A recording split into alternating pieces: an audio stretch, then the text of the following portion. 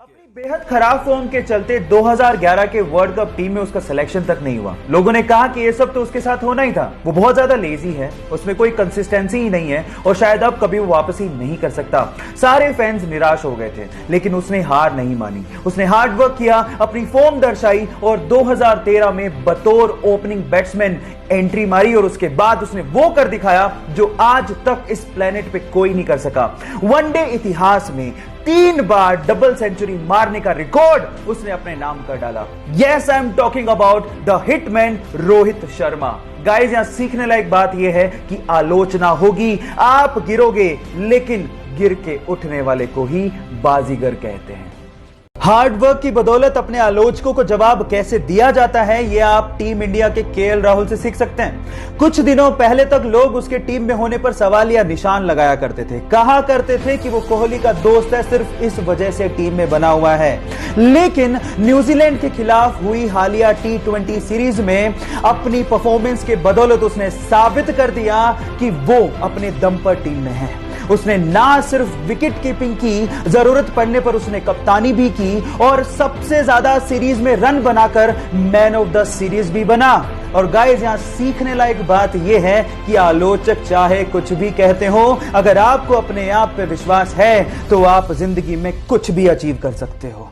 जब पहली बार वो टेस्ट सेशन के लिए ग्राउंड पे उतरा तो बहुत सारे फुटबॉल प्लेयर उसके बोने कद को देख के हैरान रह गए, लेकिन जब उसने परफॉर्म किया तो सब एक ही बात बोल रहे थे कि ये लड़का फुटबॉल खेलने के लिए पैदा हुआ है। बस फिर क्या था, बार्सिलोना क्लब ने उसे उसकी जिंदगी का पहला कॉन्ट्रैक्ट दिया। उसके बाद उसने जिंदगी में पीछे मुड़ के नहीं देखा। वो वर्ल्ड का मोस्ट वैल्यूएबल फुटबॉल प्लेयर बना।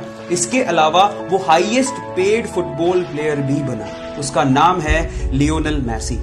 गाइज, एक बार किसी रिपोर्टर ने उससे पूछा कि उसकी ओवरनाइट सक्सेस का राज क्या है, तो उसका जवाब आप लोगों को सुनना चाहिए। उसने कहा कि इस ओवरनाइट सक्सेस के पीछे 17 साल 114 दिन की कड़ी मेहनत है, उसके बाद वो यहां तक पहुंचा।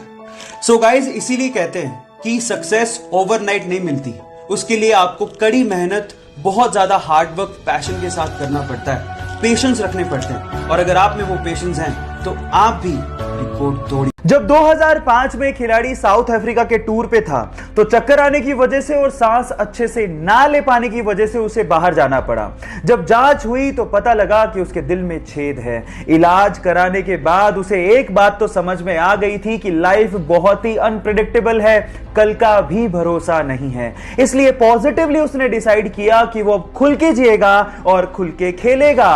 फिर क्या था, सन 2007 में हुए आईसीसी T20 वर्ल्ड कप में 117 रन की साउथ अफ्रीका के खिलाफ पारी खेलकर T20 वर्ल्ड कप में शतक लगाने वाला पहला खिलाड़ी बन गया और यह रिकॉर्ड 5 साल तक कायम रहा।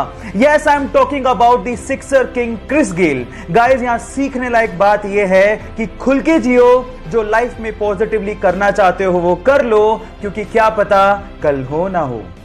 इंडिया और इंग्लैंड का T20 मैच चल रहा था। 18वें ओवर में फ्लिंटॉफ को युवराज सिंह ने 2 छक्के जड़े। फ्लिंटॉफ से रहा नहीं गया, उसने युवराज सिंह को कुछ अपशब्द कह डाले। इसके बाद युवराज सिंह का पारा 7वें आसमान पर था। अगला ओवर फेंकने आ रहे स्टुअर्ट ब्रॉड को यह अंदाजा भी नहीं था कि फ्लिंटॉफ की गलतियों का खामियाजा उसे भुगतना पड़ेगा।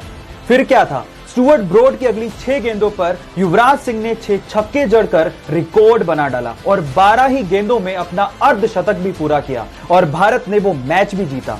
गाइस, यहां सीखने लायक बात यह है कि युवराज सिंह ने अपना पूरा गुस्सा परफॉर्मेंस करके निकाला। आप लोग याद रखिए कि आपकी सक्सेस ही विरोधियों के लिए जवाब है। सो साइलेंट रहो और काम करते जाओ। क्रिकेट के लिए उसके